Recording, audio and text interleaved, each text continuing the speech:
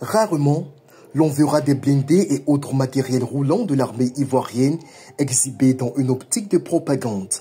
En dehors des parades officielles, organisées lors des cérémonies de commémoration de la fête nationale, la puissance de feu ivoirienne demeure un mystère. Encore plus, une intrigue pour des régimes fantoches qui nourrissent de lugubres desseins de déstabilisation contre la Côte d'Ivoire.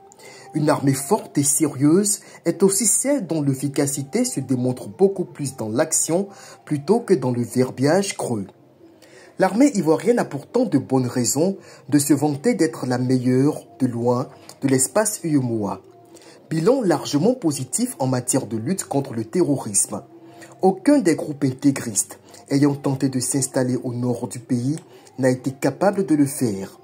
L'appareil sécuritaire et militaire ivoirien fait preuve d'une intraitabilité rigide qui ne laisse aucune chance à des velléités d'infiltration d'individus aux mœurs maléfiques. Outre ce redoutable travail de renseignement, toutes les tentatives d'incursion à l'intérieur des frontières ivoiriennes ont toujours buté contre la solidité du dispositif militaire déployé par les autorités sécuritaires qui bénéficient en cela de l'expertise de partenaires stratégiques tels que la France et les États-Unis.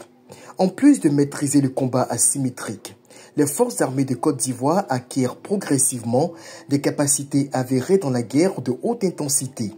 Depuis une dizaine d'années, les frontières ivoiriennes restent étanches malgré quelques secousses sporadiques. Cela, seule une armée de poigne et d'expérience peut le faire, sans verser dans le populisme.